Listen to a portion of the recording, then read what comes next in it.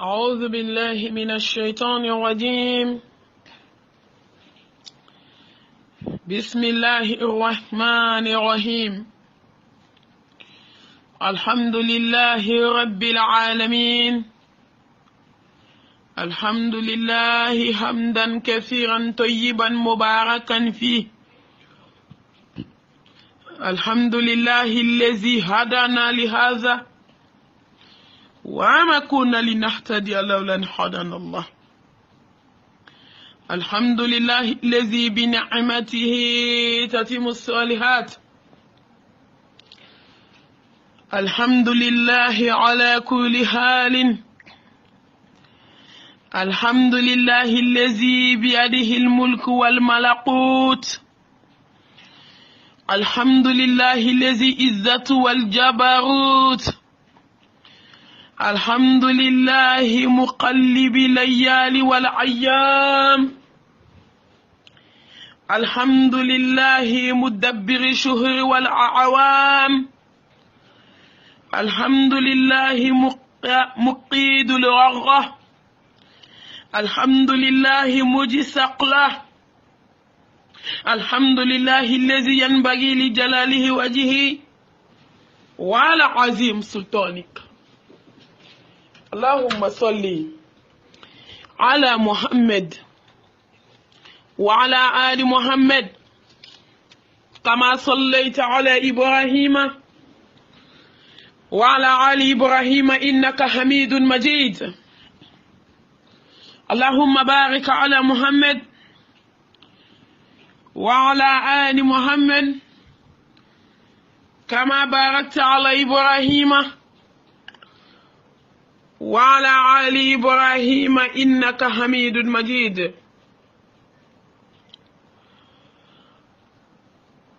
ربي اشرح لي صدري ويسر لي أمري واحلل عقدة من لساني يفقهوا قولي. اللهم يا معلم إبراهيم علمنا ويا مفاهم سليمان فهمنا ويا معطي لقمان الحكمة آتنا الحكمة وفصل الخطاب. أما بعد أيها الأخوات في الله،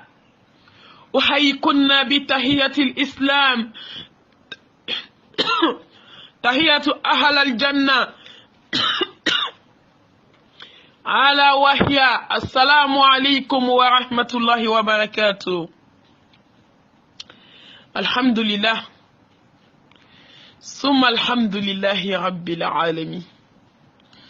نبو نبدو أمي الله تنو ببسك الله سبحانه وتعالى مما مسامي ترتنو أكاجيني كتابو كنا نينكا سودان فما تنو فلو أكو الحمد لله رب العالمين. تنو بمسايا سانغولو دابا. تنو بمسايا دوغو كولو دابا. تنو بمسايا هدما دون دابا. تنو بمسايا نياني لا هارتكي dan fen bella jelin jigi tuku masala kan bi fo kan bi barka da ki tanute ma ke nema mi ke jonye ko de ka cha wallahi kan ti se ka konte antese nan kan ba konte antese wa in ta'udu ni'matallahi la tuhsuha. ala foli biye barka da biye tanu biye jalla jalalu ki tanu hadama de nema kan ki tanu ko na tigiya nema kan kitanu bele bele chile ne makan. La ilaha illallah. Ala kitanu al islam ne ma. Kitanu wala qad qaramna bani adam ya hadama dembonya. Kitanu masa subhanahu wa ta'ala kwa ne maka yanga kitabu kal Qur'anil Karim. Kitabu bay kitanu bele bele chile. وما أرسلناك إلى رحمة للعالمين. أم بدأ فنفلا على كراكا تشيلي هنا دودة. ما سيبي تانو إبه بركة تانو بيبي سجيما. على الإسلام والله إسلام يعني ما بلي بلي جون نتا دون نتا كونو نتا بالرنو.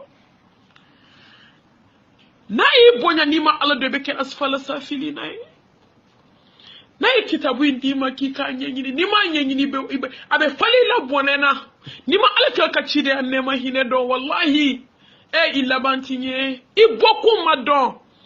innakum madon wa ma arsalnaka illa rahmatan lil alamin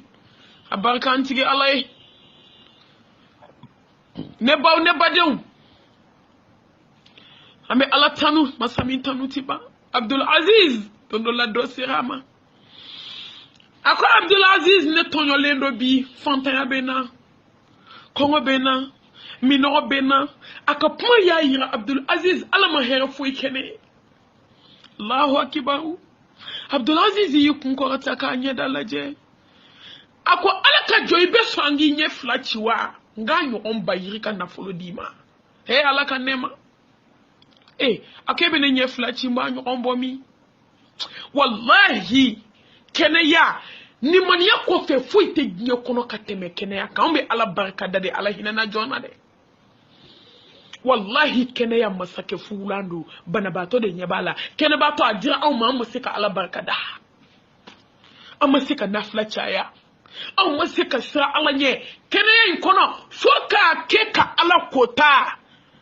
nya ibe donke ngika kene di abe ku bana bato la ka donke wallahi ni aye ebe ala kota boatu kono ika kenede ni aye bi joka dube neni musobanga na yala ngoja de bi fe ika kenento bana bato dane sono ako Abdul Aziz akonte se ka soma ko wani mu kungulo nyakami sisaki hakli be freke ka do nyona ka nyoro milliard di ma be so ako e mono hakli nchi jombo hakli segine mango ala de odinema ako be so angi se flat ga ka nyoro million chaman di ma wallahi ala kan nema akabo sanuye akabo finiye akabo wariye akabo jiye fembeye ala te nema mi ndaw ma kene ni hakli nema ni mani akofe fente dukolo ka femi kafsa kene ay anka ala barka da koy ambe ala deli ala kanka barka da bagay ka tangina Allah subhanahu wa ta'ala fe kabo iblisa toroma kabo shaytan toroma katangina fe akamboa bolo ambe anyere dama ombe ba bolo betu wani ndungo ko kaso ka onyere hakli fereke ka anyere kalala fli ka anyere ke kalabanchi ko shetane billahi shetane ha amma fongo shetane ma barakede na shetane na kundana on bideuma on bislame wallahi shetane metafo ala ko nyimu fi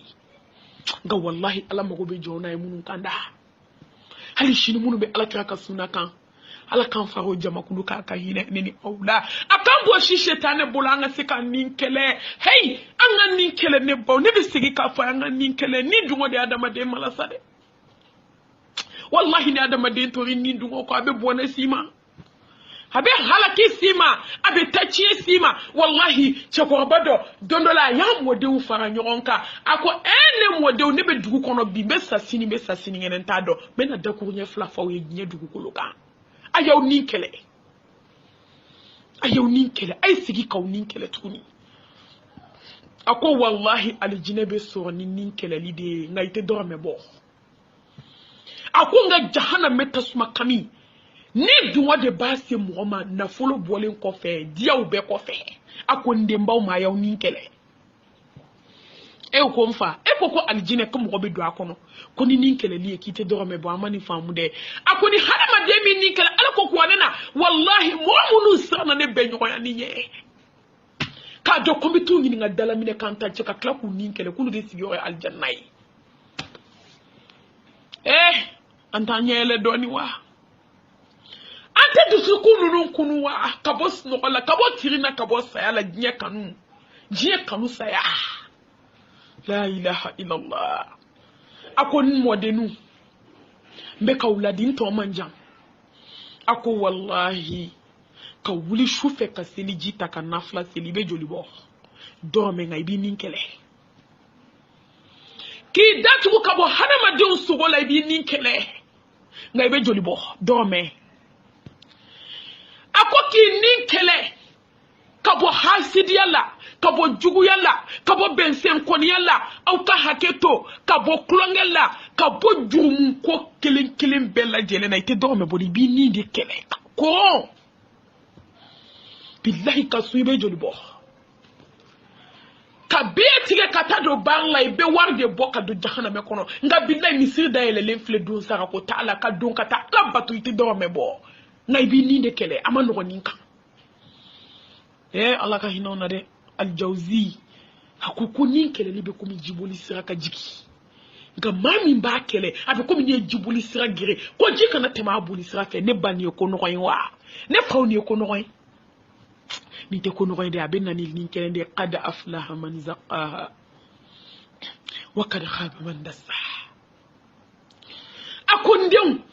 akon wadenu akon to mancha mba fawya yaw ninke tuni hada madembi ninkele ka bwa jenyo kula iti do me bodu kulo inka la ilaha illallah muhammadur rasulullah ki rasutwa ala jati kama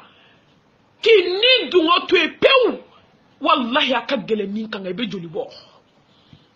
aya jete mine to malo nikibe sutwa sama fo da matemere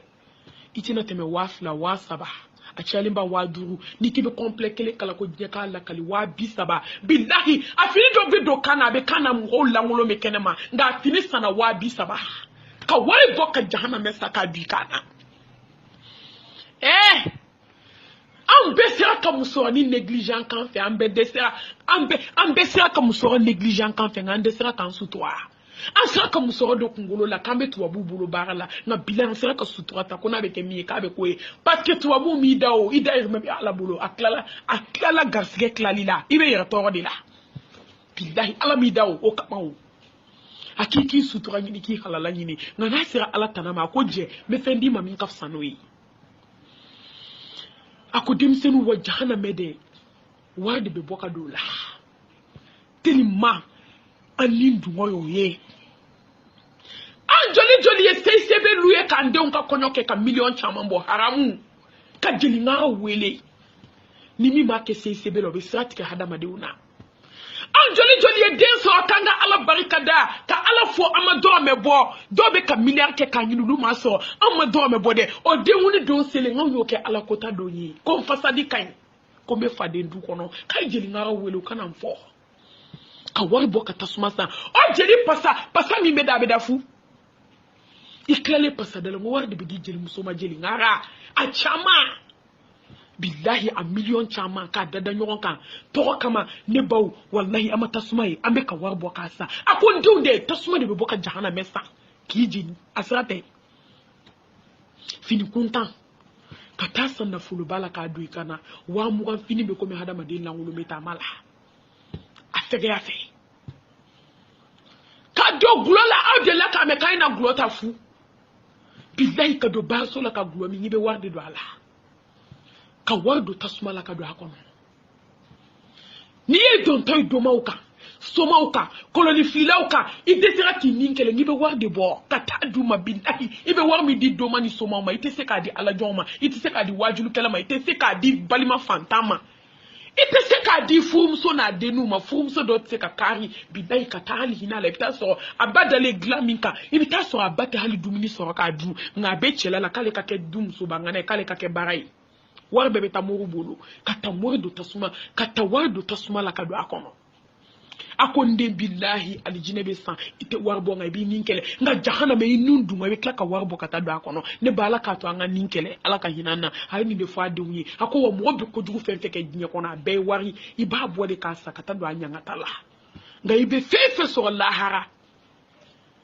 kibena ala sona yeyini de kela chama warbo tala hali hijini jaga wallahi ala yake jonka de kuna sekeri eska ya jakuya kuna sekeriye wallahi sekuda maira ama fu jakuya jonka alijini bi so ni sira ala na be no ya dadila akagele ninde be kele ala ka to anga ninkele ala kambo iblisa bolo ala kambo shaitan bolo ala kambla Allah subhanahu wa ta'ala ka jamakulula hizbu shaitan ala kan kisi shaitan ka jamakuluma haman sisi ni jabar to barkale hakimu masani ko do masa masami be se kana gelona masami be se nya masakeula masami be se dum so bangana la masami be se ko matigeli kela la keti ko matigeli ketu Masami be se do makandona la sefla sir la kada. Hey, sefle sentigi la tachogotala. Bola fle bola tigi la koloni fli la wane. Wallahi bolo fli la tachogote bolo la tugu. Kono fale do kumala nengiri nyaranda kono daye dada tugu. Da faraye nenda tugu kiti puma tugu. Nyefa desira kanya kise da tugu tumadola. La ilaha illallah. Muhammadan Rasulullah sallallahu alaihi wasallam. Hakli flila ni atese ka barake dugu kolo kantuguni meleke uya mugu billahi Allah yezeme bauchi ka kolo bauchi ka pasa bau kari hey ne bau ka dusukunda ele masami mesada madenda lena sa billahi do masaita do to sola ne ba katada madenda lena je ate senta te bolo ta masa fola nyechone wani sarawe adafali oya beti melisa abebanabi wa mal hayatud dunya illa mata'ul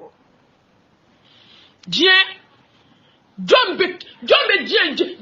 do komi jie tiki ala bantu isiruna al hayatud dunya jombe jie don komi minya glan jombe jie don komi minya onda jombe jie do komi ontigi ala akwanka na nyini ko here dala billahi fulahara ko di Allah here mai aw sona ka sugandili ke jie fitini na khalidina fiha abada kaleto yi ne bin sini jabaru to barkale arrahman arrahim jie hina fitini ambe ka nyon taknye mi no fe ambe ka nyon hasidia ben sen konia juguya ambe ka dabali jugu ke nyon de una fe mi no fe afle ale bantodo ne bata obulu yela madoni hate hatli nunu changer wa iti fari tugo a changer ka berebe ala tama billahi kana nyaga ka kene ala kene inte donola bana beni dese ha joli bi ne bo kana jon ikabunya ni ka jenya ni ka chenya ni ka jayala kani ka na folo la je billahi donola yebi ka na folo dale na idate se ka puma ini tigera ka buila ka ba idate se ka do ka na folo ko puma na atobe ke ko sa inye bi wolo de nu jeli na ifiluma inye bi fuke la ifilama wallahi inye bi bade unjole ni kuna sinjia joli la ifiluma wallahi hakli nyakamina ka ba hakli tigitara ni hakli mele ko ka barake ku ngulu zemela ka ba jombe jinye do komi jietiki jombe jiye do komi ala jombe jinye do koma onda ba masa angana kulonge angana farati masate mo fly am flante au kana farati mu yang jala gele masabala femi babula to ko nyangata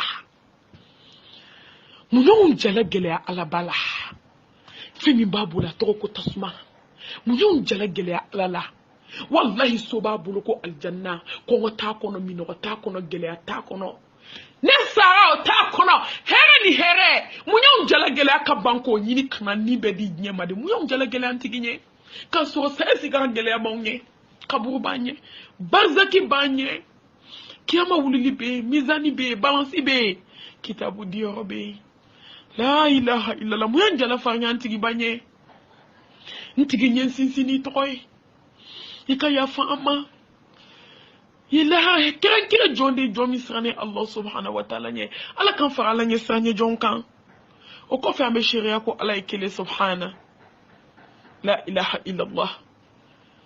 kolon tese la ilaha illallah daba bara tese bugudi ta fe tese nabi nora tese wari je tese ne baw sanu fagale ka do sakati kama le tese ne baw le mukumuni tese ne baw hey kabu ya zura tese ka gira ayi ne baw sirugu tese ne baw klo kasangelen tese wallahi ne baw hana madinsi kasangelen tese shuda ji tese ne ko onte sadia ne ko dondo tawnya domin to ko yawma tubla sarair fama lahum min quwwatin wala nasir hey alqiyama na kira na jonde wallahi la harta damandi mashina nyakono fo jon jume wa tazawwadu fa inna khayra zadi taqwa billahi sa damandi mola kaburu kono ta damandi la nga mo ko intali adamandi la de isale adate dia ila kaburu kono jigite daje la harata te daje jona funi mo mi so afana ta alla ni sanye so afana kakati duskungle illa bi qalbin salim wa amalin salim ngani bana bi alla ni sanye bana duskun nyumanti ya odoro yara beta krasla me adala mai يا أيها الذين آمنوا اتقوا الله وكونوا مع الصادقين أي كتير تقولي أوني الله تلا لا وكوفي بكتير تيجي جون تلا لا بناه ما الله تيجي تيجي أباندا دلا إما يبكو كو سايا والله نمبر جنانجورو دسوكم بمي نيبي جنانجورو با كوني سيرا سوكي تجوم مانك دكوكولو كيبي فديا با كيبي أسيديا با كيبي داتكندا لا با نون سيجنا سودورا بالله با فوكو كوفو dusukun jara kera fara ibe fara ci jibe bwala malia muso dusukun fara fi muso dusukun jiti bwala tuni muyan sa au majie kanu muyan sa majie masiri muyan sa au ma ni chama chaya nini alhaqu mutakathir hatta zurtumul makabir kalla sawfa ta'lamun thumma kalla sawfa ta'lamun amana yakiniye de la ilaha illallah yakini natofle bolitugo tala yakini natofle tayoti bulo yakini natofle afodate akeyorate foni mami sofana tala israel sofana ki labeno ede la har dakado dorne la kanfara la har ala isranya jonkane baw ambe sharia dogoni bangela ko ala yekelende nyani fo la ilaha illallah foi tu sais ka foi ke batuma fente sans faire te duguma ate kora te klebi fata'alla Allahu malikul haqq maday nyana damin ka boko mi alakada ne maday nye kono hile be damina komi alakada ne maday nye kono bonya be damina komi alakada maday nye kono ya fa be damina komi alakada e kala janyan du sufa nyana chogo misane bawo كنينا تيكو بس سبحانه وتعالى الله رب البل كرا اوني اني انت جنيني ندف فنا الله سبحانه وتعالى نا يفرج مما على كيكا يفا اوما كيكا فرا كيكا كان جونكا او كلا ادم دون شركو يا تعالى كواتي يفا جرم مما لا اله الا الله نيمي دادياري باسو دوغولم بوبولو nimi dadiare ba soro ba ke kadi do ma ko mo kanado enne ba ala kila jondo go na bangela ko yi wallahi do ngoni bangete ala yo rabe ba nyako inye bi tegali nyako to ko mi day do ngoni bangi fle masa subhanahu wa ta'ala nyako munanti clé munante je fembe ko kanseme antigila munante anga duskuna sirike alaye munante anga duskuna sirike subhanahu wa ta'ala amma yushrikun munante ala do munante ala nyini munante sra Allah subhanahu wa ta'ala nye ala kan faranye sra nye barauka kisini ndemani barka la ko jidi Mustafa kana ka sodungo anaka sahabaw ane joj mamunu tugura ko foka se nyawli do ma ne ba ne ka darsu ne nya damine donko jogo tani sabami kanka islame musula an nya blal nani nana ha islame musu kanga clean chogomi aduna amena damine yende ne baw ne badew an nya foko adama denka ke ala fe ka teme fembe kan ika kan kuntigi fe ka teme fembe kan ika doni ni no ko ne ba doni o kofe iki clé aduna iki kafarda aynu nyini ko dos la même so ni be wajibi ya ikan ne ba on be kalan soula on be kalan rola on adu masuma mu de ake kala ni alanya sranye te kata ame ka doni nyini ko nga farda aynu nyini farda aynu minu wajibi ya le do ikan ama fika woda wake ama fika nyawele nga ebisi ka bara minke ika janabo ko chugoya ika selike chugoya ika seliji ha ni ne filani yola nkanka glan chugodi ne ka chela bato nche ka hake mimbenka nde unka hake mimbenka ne ka nyina mayala sili yoya hake jume ni ne sara nkanka mu meta mu ne soronye yani nka sankanka mu ne kenga nyina mayala amesel mo ni ne sara be munke yani nka sa ne ba astaghfirullah yani nga sambe munke ka ala kumbe ala fe mun wajibi yanka yani ne ka saka bo nyena ni biseka ala so chugudi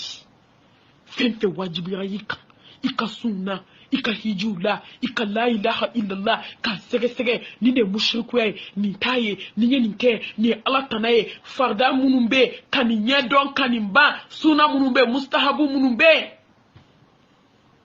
fen kone munumbi kan ni ala yo wajibe nabiti ni wo barawla il faut que ka wajibi mumbi kan idem ka wajibi mimika signyon ka wajibi mimika ni ne do islam muso kilin be fe nya kono hada madin kilin be ngaba ngakuma be islam muso de ka caya ne baw ne badon wallahi an sa Allah subhanahu wa ta'ala nye e ma je muso bedu na kala yo wo am takira bare an bibi seminaire la wajulu te fanko ala kote fanko shuden te fanko na billahi ala nyisranya bana duskuna ne kamana gana de amma Allah subhanahu wa ta'ala go kan sranya ko mawkala wattaqullaha wa yuallimukumullah wallahu bikulli shay'in alim ala be tubi jonfe ala be mo sanu manife wallahu yuhibbul tawwabin wa yuhibbul mutatahhirin muhsanuma amno ko radi jumu ya noko billahi biti sigi kakalanke ka bo hali ta do ko fie wuli la te no ki la te tampon ki la ita nyenyini foi kosna me muso kanka fe munu ajibia lendo akaka nyene maya kono yana kasa ani ala chelala ka ko nyenyini ani hada madon chelala kosna me muso ko nyenyini ala ko sra no yanyi kosla me muso kanka ke moye mo min be zikula erbe miniti be segondi be idabe lamra atejo umma alakira sallallahu alaihi wasallam koni nyigan kona na tayti alakira dadile adagulo be lamra sallallahu alaihi wasallam da fa la samanti alako mamadu wi mal yaghfira lak allah ma taqaddama min dhanbika wa ma ta'akhara ngabillahi on dabe jumu nan simba lambulu bala Fampe bala on desera ka zikuru ke ko sala memso kalan kan ka te zikuru ye ala yanga sala memso do la dia zeyi abolo la nige mawbe ba du te kala ka zikuru ka koloshi be do bolo na ma ke yira jurum tala billahi akoloshi bata ka ke kinya kande akake ala nya sara nya kande ko sala memso kan ka ke muso ye muso min be ke zikuru ke la ye puma be erbe miniti be seconde be zikuru la atakan kala maka subhanallah والحمد لله ولا إله إلا الله الله أكبر ولا حول ولا قوة إلا بالله حسبنا الله ونعم الوكيل اللهم صل على سيدنا محمد وعلى آل سيدنا محمد وسلم لا إله إلا أنت سبحانك إني كنت من الظالمين نبدي ذكرني نموي أستغفر الله لا إله إلا الله اللهم صل أكلو كلي adoula ala bi do farika alijina so ka mamsa masuwe amausa mukoko fwe amausa jelingara ulamelie amausa idabe puma belaye amausa ibe namima laye kosta memsuka ngake zikuru e puma be kake zikuru kelaye ni bawo awulu vlana kosla memsuka ngake shufe nafla selila wanai Allah الله أكبر الله أكبر كبيرا والحمد لله كثيرا وسبحان الله بكرة وعسيلا كسلا ممسوكا كشوف سنلاي أبي واجب يسلا ممسوكا والله إكي جيجاكي تسري واجب فين تكومي فردادي والله على جون موياك واجبو يرتاكو نيمانو kake wajibu yara ko dondo la ko mena takere kan dalila ko yele malita ala tugu kake wajibu yara kan ne ba ko ni jigna kaburu kono ko shufe seli bana farda seli bana pumate na flama ziku bana ala kusuma de jora na fla seli de jora ko ane kala de bana ko lo kele baji tan ko ni bana bi mati se ka kinola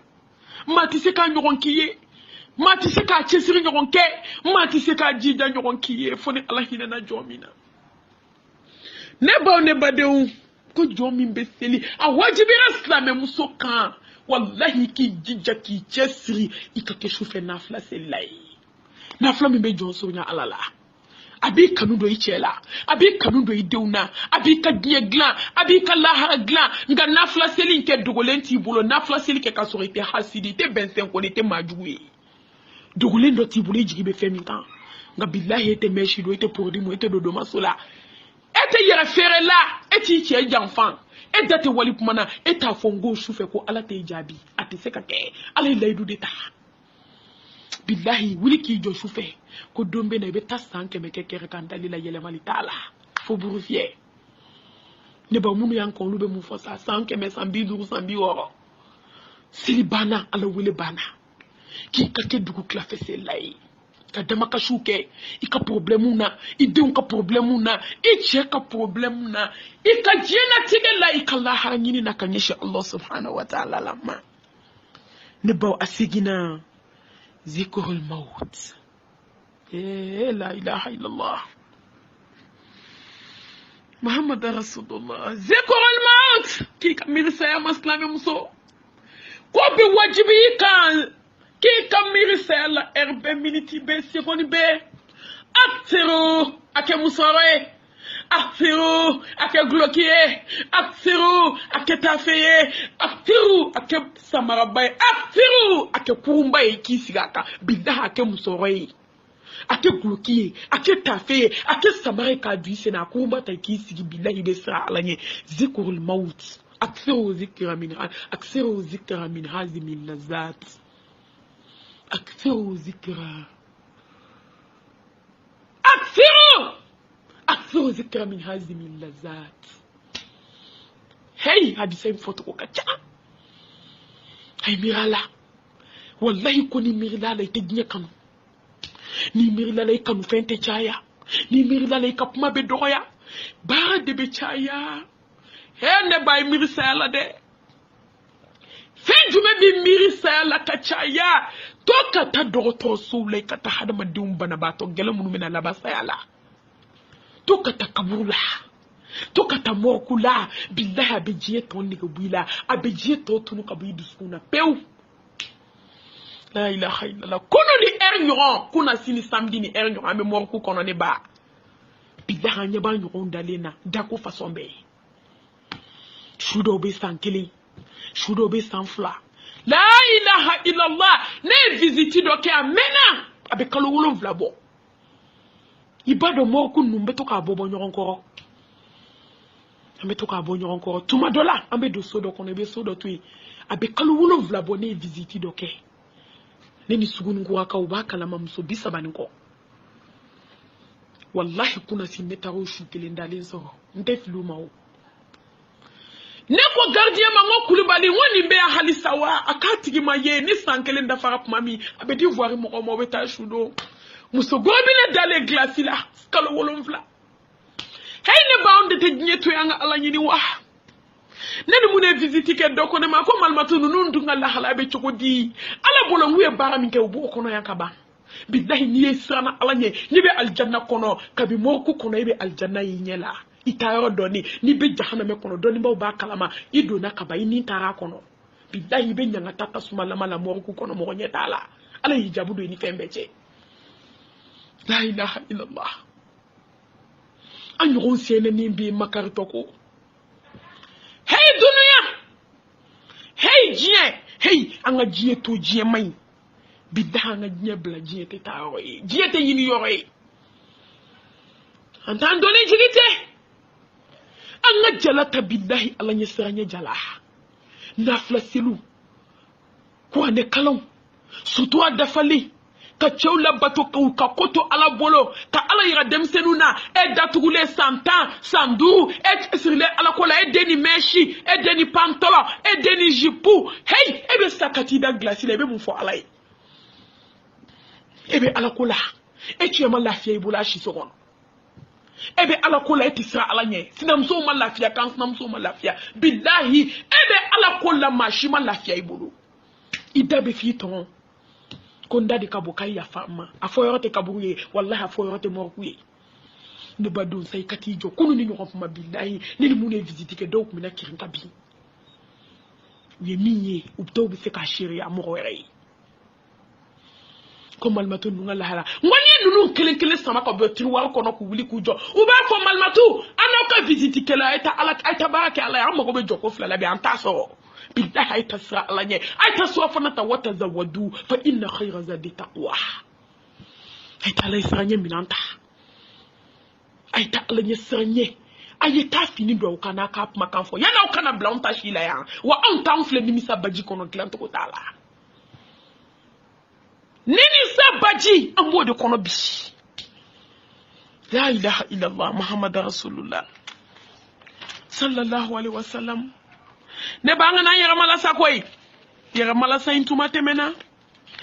anga na yara nege tuma temena ala ko muhammadu bama innaka mayitun wa innahu mayitun bile ikadi ninye nyikanu ko jugu muhammadu ngai to ko dono la kibe segima ikasebani billahi jombe be segi allah subhanahu wa ta'ala ma dona to mi mando bile afo ye ikadinye mbife nga billahi dono le be segi ma itoko ko bambato kani yere nege itoko ko shu itoko dono la kibine ne ala kumbe nyoya ko mi ni nga ko dala mine kantanje la hawla wala quwwata illa billahi ala ali wa azim ala ni sranya bani aina almuttaqun am bisala ni duntme kusla me muso ki tanga ke joy jombe mi risala wati be zikrul maut ngam benyi na billahi bebe ki chugoba be ko jinye meshi bola mana na ambola ala ko tala mana na murso tala mana na shoni dona mana na meshi sanga mana wili nyeshi ni sanga mana wili juguma foite sanga wili muso ala ko ta fini fenfe mana wili muso be ka tike kado nga billahi ta inyon dale na je daran tele anus ani fini mi wallahi mo de dona yobi kulubali ko malmatu e ala ngo kulubali ngo jaite flinema ako malmatu be flima choko disa ikanali mashallah nengo kulubali yani yera ta donche yanu kanandima ako malmatu ako anga mo ko kasa mandibi bi ka jugu don towe noko kulubali ngama no ako malmatu wallahi chedo de sigile badala klale jimola ki sigi malmatu sambele ken na cheta foka cheto li mo ta do ka salelo mo ma tema yo fe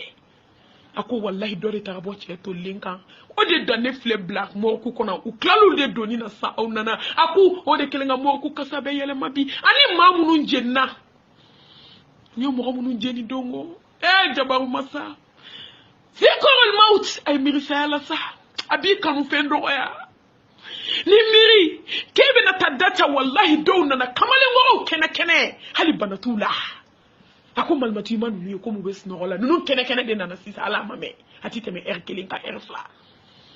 ni ko onta to wa onte ala nyina nga dnye blati zikol mauti ki kamiri sala kachaya ne baw ne badiw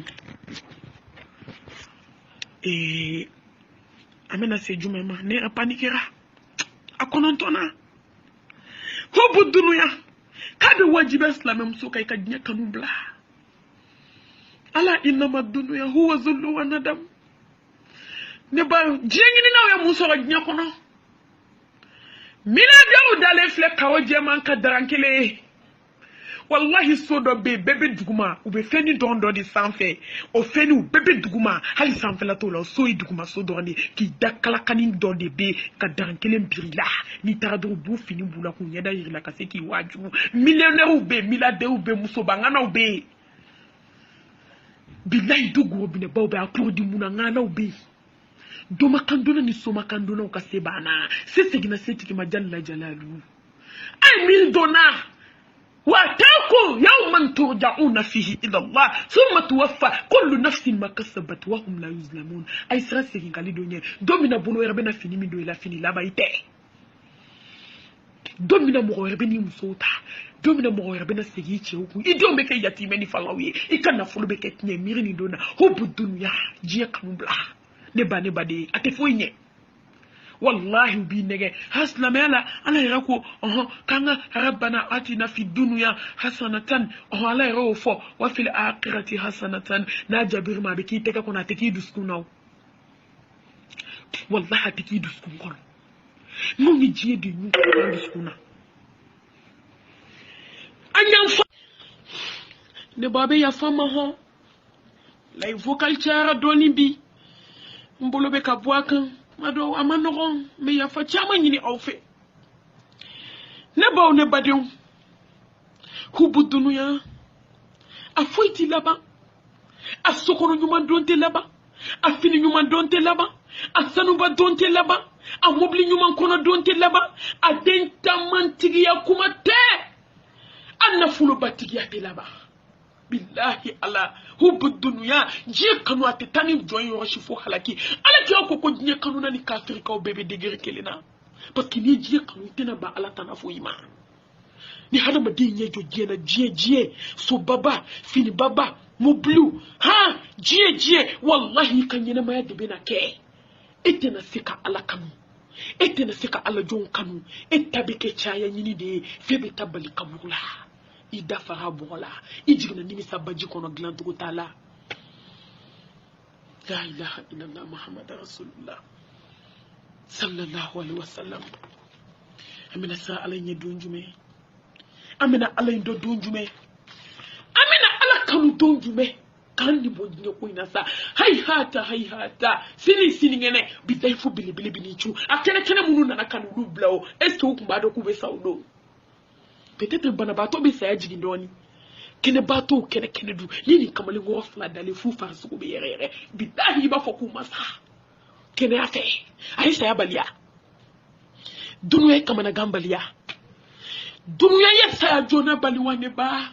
kisiri ki dafa kwa mgula ki kulofa ki yefa ki nufa ki sembo abela ki dabo abola billahi ki sense kata dinet ke kadore tike ki bla kono ke date fo ila tuno kabini ne chesa intigi ala mi ko ki kato ko itato ki kake ko ki tate wa flembuno bi sebe bana atato wa anga nyebla anga to anga nyebla ime alekirabe kashi kuma ba ko manto nete manto ni fantanya billahi besaw ni here de nye ukana tafli alamo kana takafira ko mi yahudi ani nasara o kera to mi jonte ka wallahi ni do nanga islame du kono bi ba ko yahudi adu ni nasara du ala ta wallahi yake fo dite kuma fe ala be wayi de jigi kan illa wahyu yuha wallahi haya mu jigi ni ka ciyedo ala kono ko mu yirla jela ban ko aya yirla ciyedo mamado ambe sheriya ka ko be makiye ciyetigi o kala islame du be keran nazara du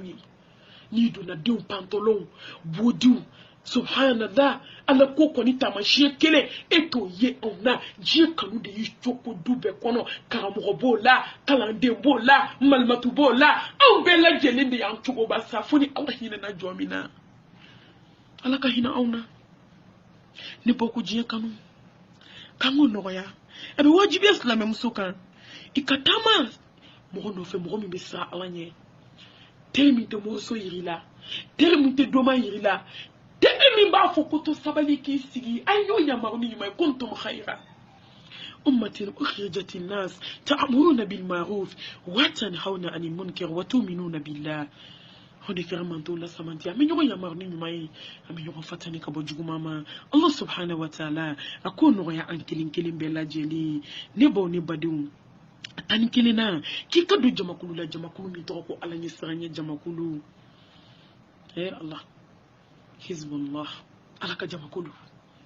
we jamakulu jumei tauhidi be jamakulu mimbolo jamakulu mimenyo wele kata Allah subhanahu wa ta'ala akasoma no ye jonka so labai no illa harata chiye na billahi ibe adama dew na ngodon bodi kabe kalni mo mi majiye so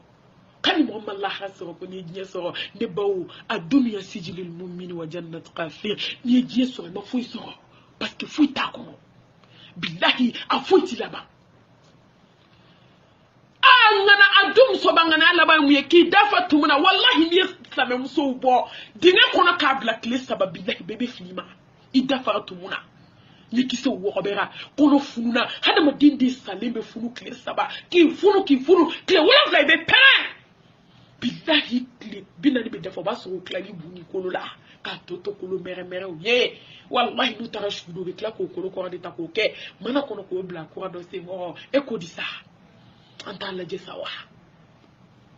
ki kala je ka tugu mo ko mi mesra alanye teri je no wuluma mi alanye sranye jonyi la harani mun be wuli on fe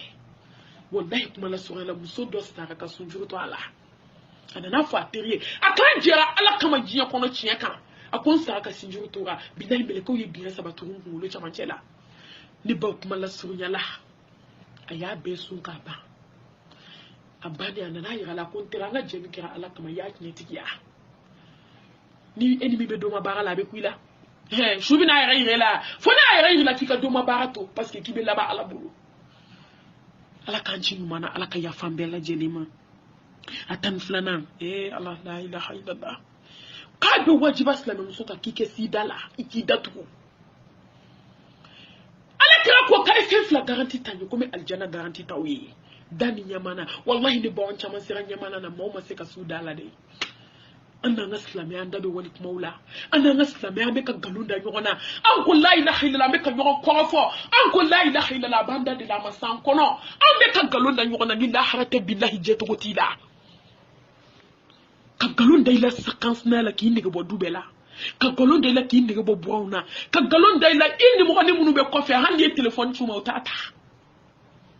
ka galunda ila ki ndege bo fuke la kono ye wulo vle ma fuyi kala be bayila billahi hada ma dindo dala kan galo ne jemi la la harate no to billahi emiri yawma tubla sarair fama lahum min quwwatin wala nasir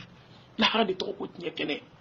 ala bita dugu kule wugu ka be ka keta blakene ka buli oti la parce que tu es tigi joli do ambenye ko no Allah subhanahu wa ta'ala yi abena ci di bema ka galunti ka galunda maka sarake ka be blakati tayo ala kanta ke nyumai ni bo atani sabana na laban ka be islam muso fe ka do ki retuma be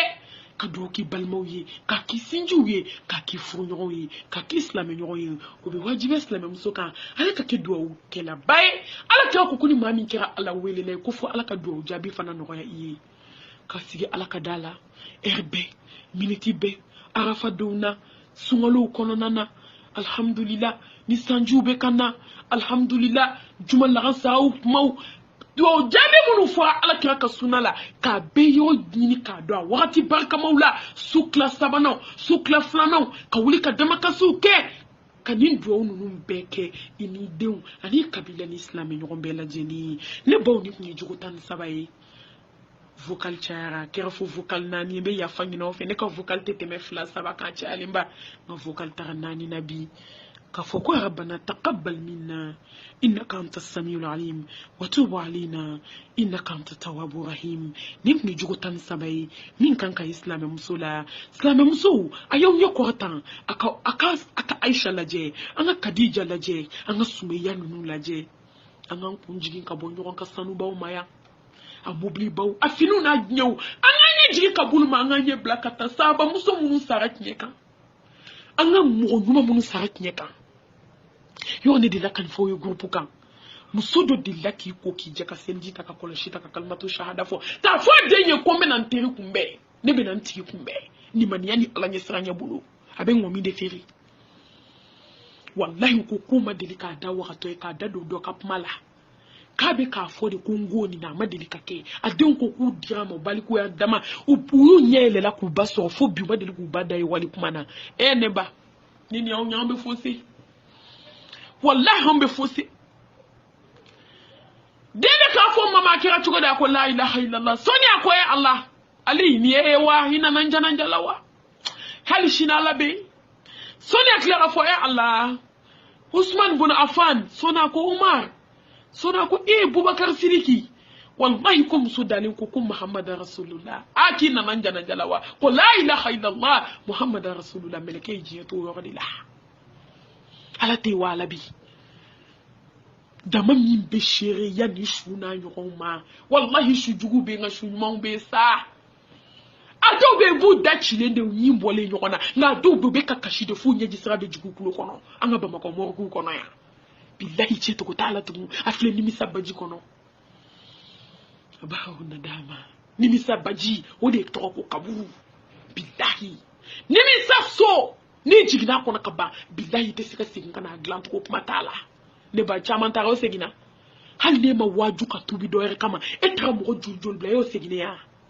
anana fiye ko letri banche ou bien bitan funi Allah yesu munu ci jomo ka ko gele nu ka fiye nu ka duskun jali afi ala be shudo chuka mogodo ma ka be ko jugu mina ya dabla min te laba o yikuna diale o tubi da elele ne ye wana yi jaibe tubi faman sha falyu'min wa man sha falyakfur amma fa rabbana taqabbal minna innaka antas samiul alim wa tub alaina innaka antat tawwabur rahim wa akhir da'wana alhamdulillahi rabbil alamin.